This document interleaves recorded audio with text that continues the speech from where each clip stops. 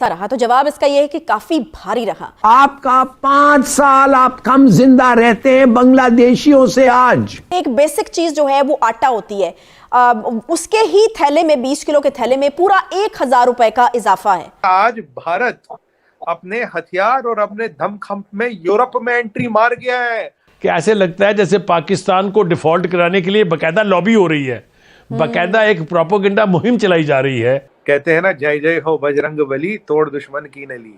अब दुश्मनों को तो खुद ही सोचना चाहिए, बजरंग बली के भक्तों से पंगा नहीं लेते। हम जब बैरून मुल्क दौरा करके वापस आते हैं और हम कर्ज लेके आ जाते हैं तो हम समझते हैं हमने बहुत बड़ा तीर मार दिया।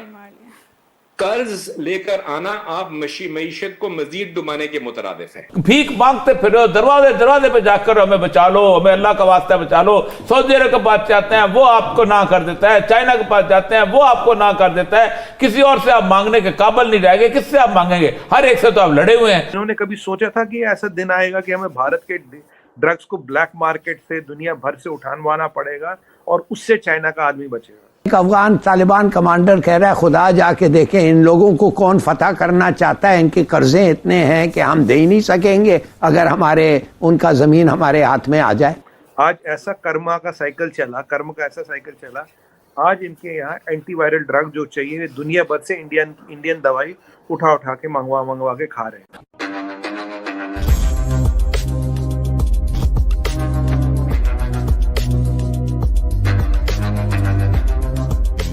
नमस्कार दोस्तों। नहीं कर रहे हैं आप। 111 इंसिडेंट्स हो गए हैं। देखिए मैं समझ नहीं आ रही है मुझे कि इनका ख्याल और सोच विद रिगार्ड टू अफगानिस्तान क्या है। हम अपने आप को कन्विंस कर रहे हैं कि ये हमारे भाई हैं। अब पता है अफगानिस्तान आप देखें, आपको आया होगा एक वीडियो जिसमें एक अफगान तालिबान कमांडर कह रहा है, खुदा जाके देखें इन लोगों को कौन फतह करना चाहता है। इनके कर्जे इतने हैं कि हम दे ही नहीं सकेंगे अगर उनका जमीन हमारे हाथ में आ जाए। ये कह रहे हैं कि हमने ड्यूरैंड लाइन एक्सेप्ट नहीं किया। मैं आपको बताना चाहता हूं कि अब्दुल रहमान ने कहा था ब्रिटिश को कि हमें एक बॉर्डर दो, और उन्होंने कहा ये लो तुम्हारे ये बॉर्डर। ब्रिटिश नहीं मांग रहे थे, वो कह रहा था उनको बॉर्डर दो। ऑन दैट बेसिस ठीक है 100 साल के लिए दिया था, ठीक है 100 साल के बाद वो एक्सपायर हो गया। मगर अब तो वो ओपनली तालिबान तहरीक के तालिबान क्लेम करते हैं कि तक हमारा बाउंड्री है, और ये कहते हैं नहीं हम भाई हैं, हम कुछ नहीं करेंगे। आज हमारी कूटनीति की एक और विजय हुई है। अब आप पूछेंगे कैसे? साइप्रस में मैं 2 साल बाय द वे रह चुका हूं, तो इसलिए साइप्रस को अच्छी तरह से समझता हूं, सारे गुनी कोचों से वाकिफ हूं। साइप्रस जैसे छोटे मुल्क में भारत का विदेश मंत्री 2 दिन रहना, एक दिन लिमासोल में और एक दिन निकोसिया में, मतलब ये इनके बीच में जो डिस्टेंस है 1 घंटे का है बाय कार। यहाँ जयशंकर साहब ने 2 दिन बिताए। जयशंकर साहब जैसे बड़े व्यक्ति जिनकी मिनट की कीमत है, मिनट का हिसाब है, वो 2 दिन लगाए। वहां फॉरेन मिनिस्टर से मिलते हैं, सेक्रेटरी ऑफ स्टेट जो उनका मान लीजिए जो कांग्रेस का ऐड है लेडी, उनसे मिलते हैं, और मिलिट्री और डिफेंस पैक्ट साइन करते हैं। इसका मतलब क्या है? पहला मतलब है भारत का बढ़ता हुआ वर्चस्व यूरोप में भी।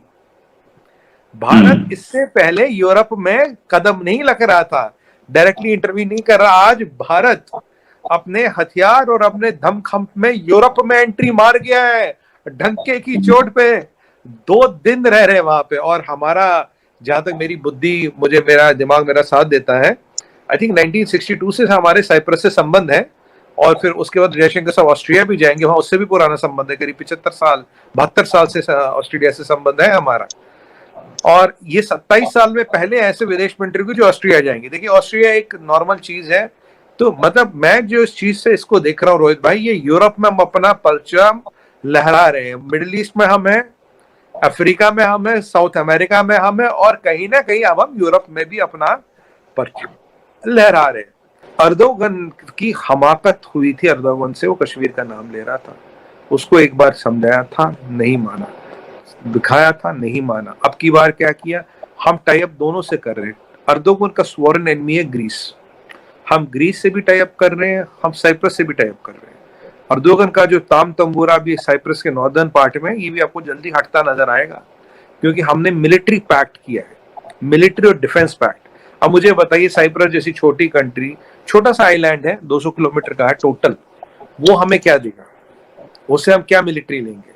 कुछ नहीं लेंगे, टूरिज्म वहां तो कुछ है ही नहीं। तो हम सामान दे रहे हैं। अभी हमारा हथियार फिलीपींस जा रहा था, एशिया जा रहा था, अब हमारा हथियार यूरोप भी जाएगा।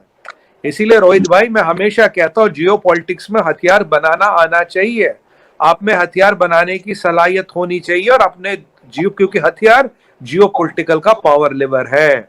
आप हथियार ब्रह्मोस हर एक को नहीं बेचते, ब्रह्मोस उसको बेचते हो जिससे आपके विरोध का नुकसान होता। फिलीपींस को हमने ब्रह्मोस क्यों भेजा? चाइना को कंटेन करने के लिए।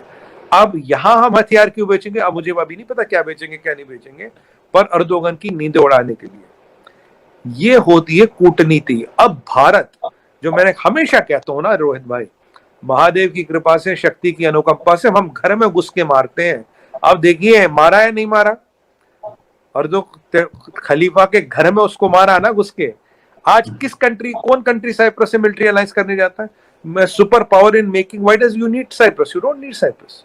बट आज हम वहां गए, और पता साइप्रस के लोगों में, ग्रीस के लोगों में हमारा नाम कितना बड़ा होगा। कल को मोदी जी के नाम की वहां वो एक जुलूस निकल जाए, वहां की इलेक्शन रैलियों में मोदी जी के फोटो लग जाए, तो कोई हैरानी की बात नहीं होगी। डॉक्टर जयशंकर वहां हीरो बन चुके हैं और भारत उनका सेवियर बन चुका है। मैं आपको बताऊं, ये पूरे यूरोपियन यूनियन में किसी ने हिम्मत नहीं दिखाई कि वो साइप्रस के साथ खड़े हो जाए, क्योंकि साइप्रस शोषित है, प्रताड़ित है। ये हिम्मत दिखाई है भारत ने, ये हिम्मत दिखाई है मोदी जी ने, ये हिम्मत दिखाई डॉक्टर जयशंकर ने। और खलीफा और उसका मित्र पाकिस्तान को मैसेज तो मिल गया होगा कि हालत तुम्हारी बहुत टाइट है।